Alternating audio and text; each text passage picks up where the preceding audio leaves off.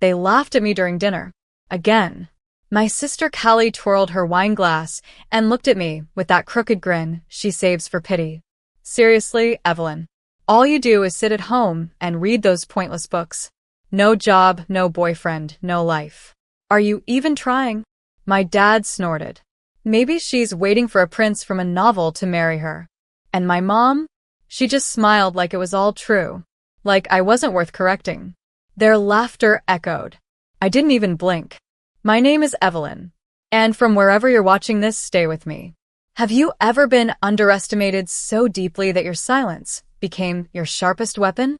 I had just poured years of my soul into something they'd never once cared to ask about. They thought my room was a cave of laziness. They didn't know it was my war room. Every evening, while they mocked me from their designer couches, I designed software architectures that reshaped markets. I negotiated deals under an alias. I reinvested smartly, moved in silence. I registered companies using my initials.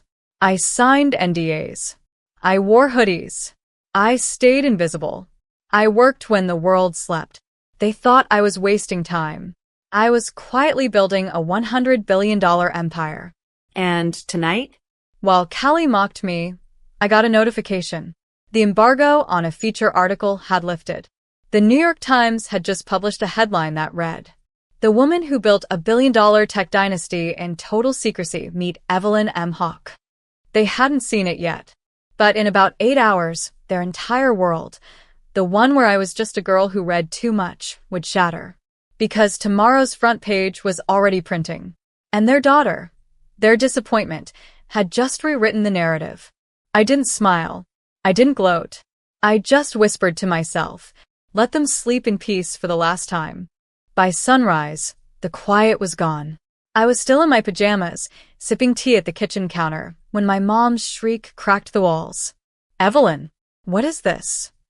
She stormed in, waving the newspaper like it was burning her hands. The photo on the front showed me, my real self, standing beside a supercomputer in a facility they never knew existed. Callie came running in behind her, still in her silk robe, mascara from last night smudged across her face. "Is this a prank? Evelyn, what is this crap?" I didn't answer. I just reached out, took the paper gently, and placed it on the counter like it was any other morning. "I told you," I said quietly. "Books aren't pointless." My dad walked in next, his face pale. He didn't speak. He just stared at the headline like it had insulted him personally. The silence was thick. Then Callie laughed bitterly. "There's no way this is real." You? "You can't even talk to a waiter without stuttering." She used a fake name. My mom snapped. "It says here she hid her identity. Evelyn M. Hawke? You're Evelyn Moore. What the hell is going on?" I stood up slowly. The M is for more. I used a variation so I could build in peace. So I could create without your voices in my head. Without your pity, your pressure, or your constant reminders that I'm not enough. I walked past them, every step heavy with the weight of years they dismissed me. "You told people I was unemployed," I whispered to my dad. "You said I was your greatest disappointment." He opened his mouth. No words came out. I didn't need them. They weren't losing a daughter that day. They were meeting the woman they never bothered to see. And while they drowned in confusion and regret, I got dressed. I had a press conference to attend. It was time the world met me on my terms. But not before I sent Callie one text. "Still think books are pointless?" The hotel ballroom was packed. Cameras flashed. Reporters shouted my name like it had always belonged in lights. "Ms. Hawke, is it true you own Black Nova Systems? Did you really reject a $9 billion acquisition offer from Titan Tech last year? How did you hide it all for this long?" I smiled calmly. My silence wasn't secrecy. I told them. It was survival. For years, I operated behind aliases. Founded 11 companies. Merged 4. Invested in biotech, AI, sustainable infrastructure. I made billionaires look like interns. And every night I returned to that same childhood room, where they thought I was just reading. After the conference, I didn't go home. I checked into the Kingsworth, top-floor penthouse, full skyline view. My assistant had already stocked it with everything I liked: fresh peonies, peppermint tea, my favorite novels. Freedom didn't feel like champagne. It felt like breathing without permission. That night, my phone blew up. Dad called 8 times. I didn't answer. Callie sent a string of messages. "So proud of you, sis. Can we talk?" I didn't mean what I said about the books. Funny how fast mockery turns to flattery when there's money involved. But what got me wasn't the desperation. It was the pattern. Suddenly, they remembered me, now that the world wanted to. My assistant knocked gently. "Your mother's downstairs," she said. "She says it's urgent." I stared at the door. For a second, I felt the old tug, the child inside me who still wanted a mother's warmth. But I was no longer that girl. She'd been burned too many times. "Tell her," I said slowly, "that Miss Hawk doesn't receive guests without an appointment." The assistant nodded. And as the door clicked shut, I realized something else. It wasn't revenge I craved. It was release. And the more they knocked, the freer I became. The next day, they showed up at my office. Not the modest childhood home they always praised. No, this was a glass tower that touched the clouds. 29 floors of power. They stood in the lobby like strangers, my parents and Callie, dressed in their best, pretending they belonged. The receptionist didn't recognize them. "Do you have an appointment?" she asked politely. "We're her family," my mother snapped. "Tell her it's urgent." I watched it unfold through the camera feed in my office. They looked so small, so misplaced. I let them wait an hour, then another. Then I sent an assistant down with a single envelope. Inside it was a letter, handwritten. It said, "You ignored me when I had dreams. You laughed at me when I had plans. Now that I have power, all you want is proximity. But love isn't retroactive. You don't get to show up at the finish line when you booed every mile I ran." I watched them read it. My dad's face flushed with shame. Callie blinked fast, trying not to cry. Mom gritted her teeth, like it was an insult. But I wasn't trying to insult them. I was trying to explain what they never tried to understand. I wasn't the shy girl anymore. I was the storm they created and underestimated. Later that evening, my dad finally texted. Just one sentence. "Come home, Evelyn. We'll talk like a family." I typed my reply slowly. "You made it clear for years. I was never really family." Then I turned off my phone. Because that night, I had a dinner meeting with the governor. And for the first time in my life, I didn't need to be understood. I just needed to be heard. And now the whole world was listening. 2 weeks later, my story went viral. Podcasts, op-eds, speaking invites. I wasn't just a CEO anymore. I had become a symbol. The girl they dismissed had built an empire. The daughter they silenced had a voice louder than headlines. But with fame came pressure. Everyone wanted to know more. How did I do it? Why did I hide? And where was my family in all of this? I kept it vague. A complicated upbringing, I'd say. Sometimes, silence is the best teacher. But then, Callie tried to flip the narrative. She went on a talk show, full hair and makeup, crocodile tears shining beneath studio lights. "I always believed in my sister," she said. "She was just so private. We didn't know how brilliant she was." Then came the dagger. "We supported her, always. As a family." I stared at the screen in disbelief. Support? This was the same girl who once flushed my college application down the toilet and laughed when I cried. The same girl who told her friends I was mentally unstable because I stayed home to code. She was trying to rewrite history in real time. I didn't speak out publicly, but I made a decision. I called up a documentary director who had pitched me a few days earlier. "I'll do it," I said, "but on one condition." "What's that?" he asked. "I want every page of every journal I ever wrote, every humiliation, every moment they laughed, shown exactly as it happened." And I gave him access to the journals, to the CCTV footage from my childhood bedroom, to every receipt that proved I built it alone. Because if Callie wanted the spotlight, she could have it, just not with my silence as her stage. The world would know the truth, and I'd speak it page by page. The documentary dropped on a Thursday night. By Friday morning, it had 18 million views. Titled The Girl in the Room, How Evelyn M. Hawke Built an Empire from Silence. It wasn't polished with soft music or cinematic filters. It was raw, stark. It opened with a grainy clip from our old kitchen. I was 12, holding a school award, beaming. My mom's voice cut through. That's not a real achievement. They probably gave it to you out of pity. Then another clip, Callie at 16, smirking as she ripped pages out of my journal on camera. She thinks writing will save her. She's so weird. She laughed. I didn't. The world saw it all. The overlooked girl, the taunts, the quiet rebellion. My story was no longer a mystery. It was evidence. And the backlash came swift. Brands dropped Callie from her influencer deals. My dad was forced to resign from his country club board after sponsors saw clips of his "just a disappointment" speech. And my mom? She released a statement calling the documentary edited and out of context. But the damage was done. I didn't celebrate. I just watched. Quietly.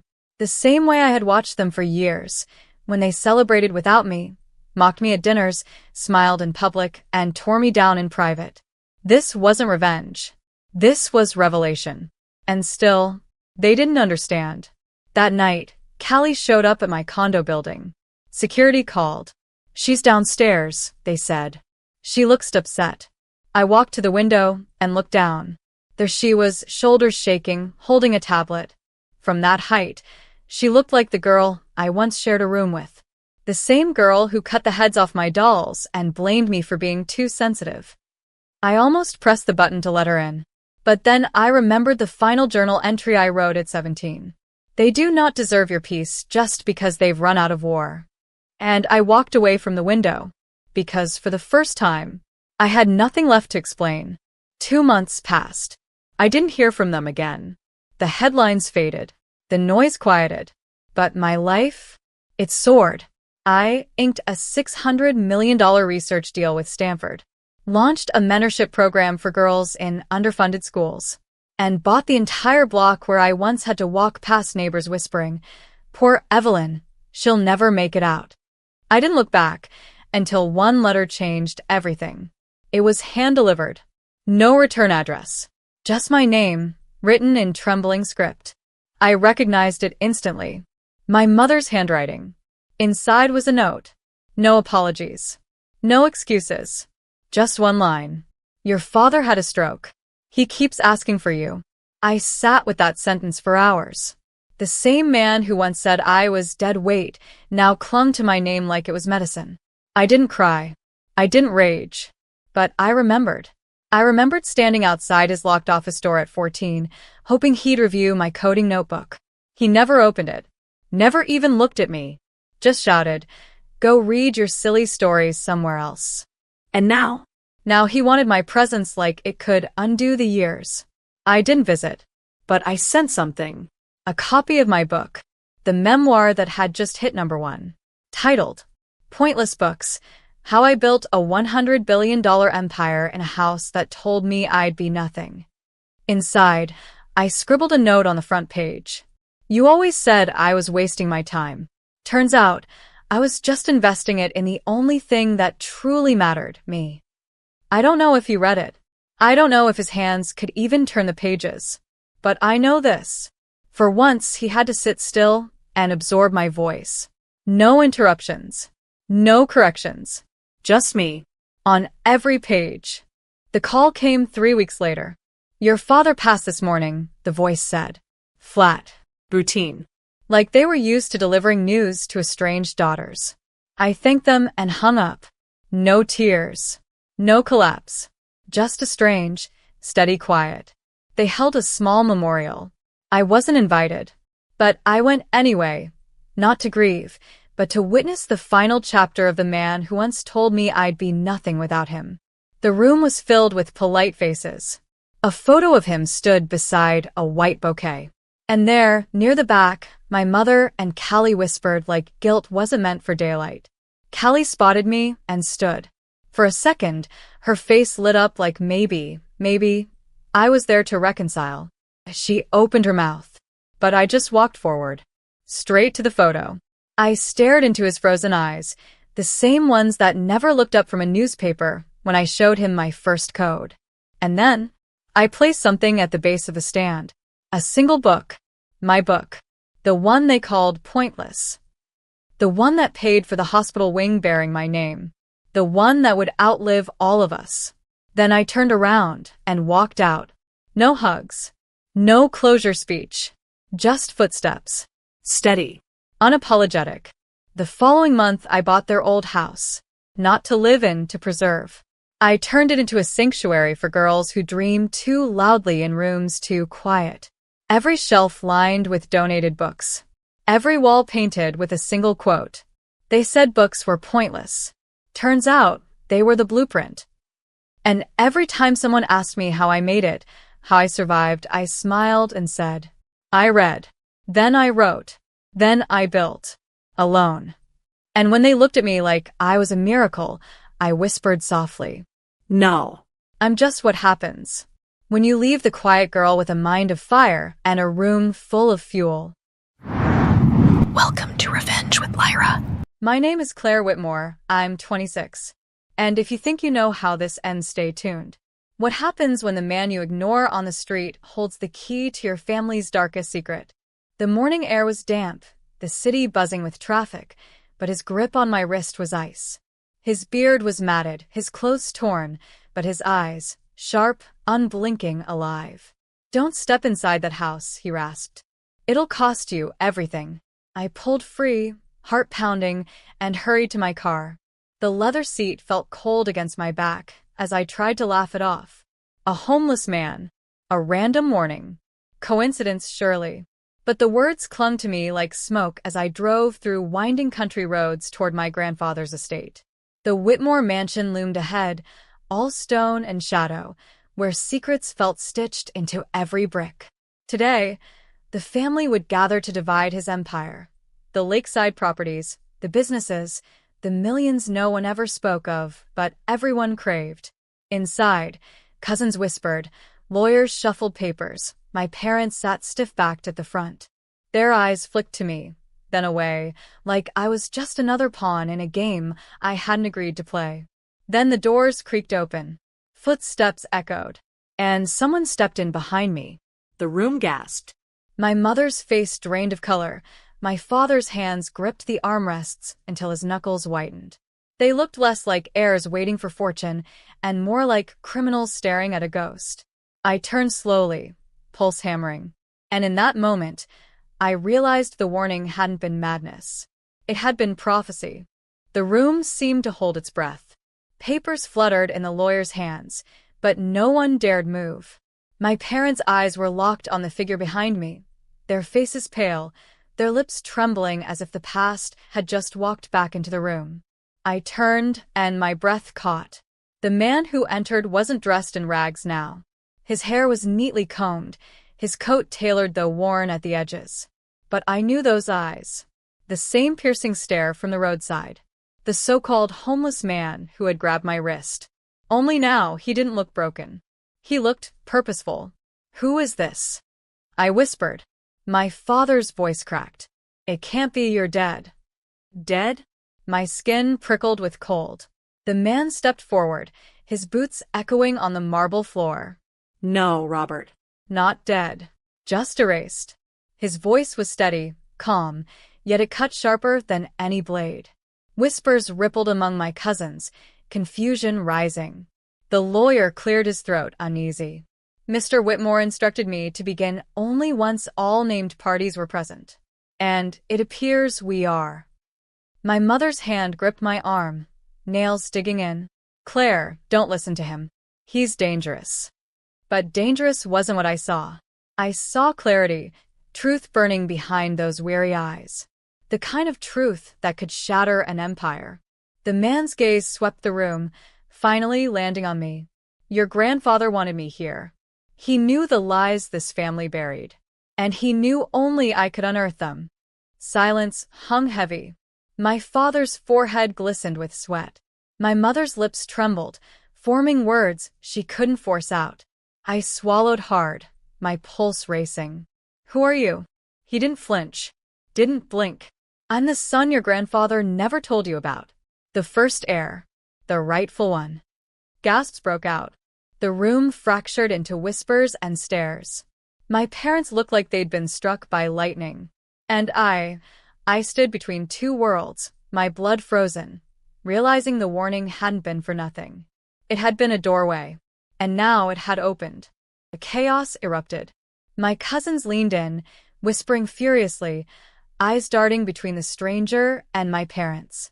The lawyer's pen slipped from his hand, clattering to the polished oak table. My father finally found his voice, though it cracked under the weight of panic. This is absurd. My father had no other son.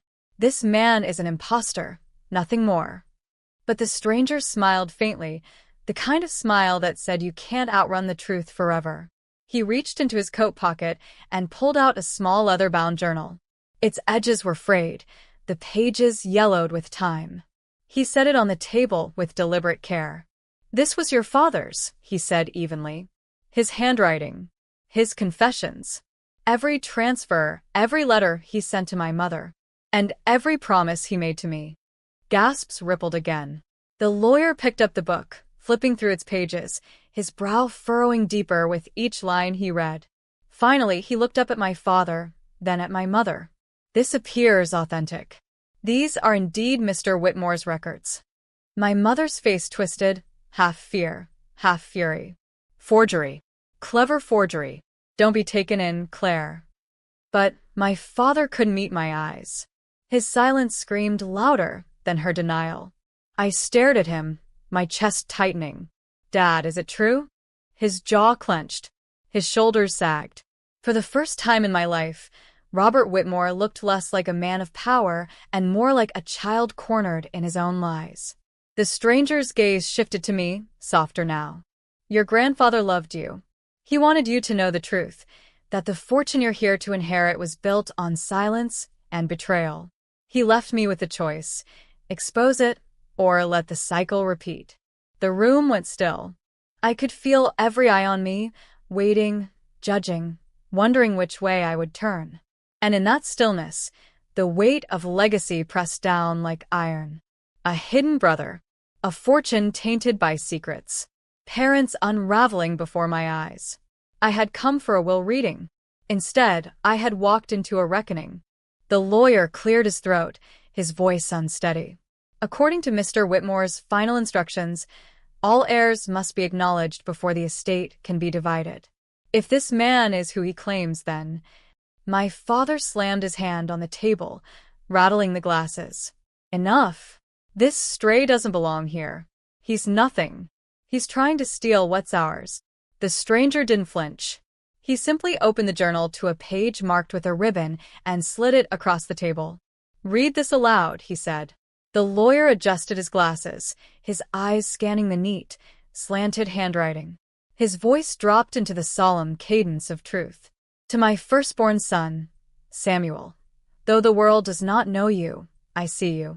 I regret the years I left you in shadow. One day, I hope the family that denied you will have no choice but to face you. When that day comes, this journal will speak where I could not. The words landed like a stone in a still pond, rippling through every corner of the room. Samuel, the man's name, my grandfather's secret, my family's shame. My mother's breath came in shallow gasps. She clutched my father's arm, but he pulled away, his face collapsing under the weight of exposure. My cousins muttered nervously, some wide-eyed, others suspicious, all of them shaken. And me? My pulse thundered in my ears. My world tilted. All my life, I had been told our family was built on honor, tradition, respectability. But here was the truth. It was built on erasure. Samuel's gaze caught mine. Claire, you deserve to know where you come from. The empire your parents promised you wasn't theirs to give. It was stolen. Hidden. Buried. I wanted to deny it. To protect the fragile image of the family I thought I knew. But deep inside, I saw the cracks. The way Dad avoided the lawyer's eyes. The way Mom's voice broke when she screamed. Lies only shatter one way. Loudly. And today, they were shattering in front of everyone. The air inside the mansion thickened, as though the walls themselves were listening. Samuel stood taller now, not the ragged figure who had stopped me in the street, but a man stepping back into the place he'd been denied. He placed a folded letter beside the journal. This is dated 2 weeks before your grandfather passed. His signature is notarized. He wanted me here. The lawyer read it silently, then nodded with grim certainty. It's valid. Mr. Whitmore explicitly named Samuel as his eldest son and heir. By law, his claim must be considered equal. Gasps cut through the room. My father buried his face in his hands. My mother whispered, "No, this can't be happening." I sat frozen, my heart hammering. Equal heir? That meant everything I thought was destined for me, for my parents, for my brother, was no longer certain. My cousins erupted into whispers. We'll lose everything. He'll take it all. How did they keep him secret? Samuel's voice rose above the noise, calm but firm. I don't want revenge. I want recognition. I want the truth spoken aloud after a lifetime of silence. He turned to me then, and his gaze softened. Claire, you deserve to inherit without lies tainting it. But your parents built their power by denying me. You have to decide, stand with the truth or keep living their fiction. The room stilled. Every eye shifted to me. I saw my mother shaking her head violently, her lips mouthing, "Don't you dare." My father's eyes begged silently for loyalty. The cousins waited hungrily, watching me like vultures circling a battlefield. My throat tightened. I thought of the homeless man who'd grabbed my wrist, his warning seared into my bones. If you value your life, don't step inside. Now I understood. It wasn't just about wealth. It was about survival, of integrity, of truth, of bloodlines twisted into chains. I drew a shaky breath. If Grandpa wanted you here, Samuel, then you belong here. No one can erase that. The words hung heavy. My parents gasped, collapsing into their chairs as though my voice had cracked the last defense they had.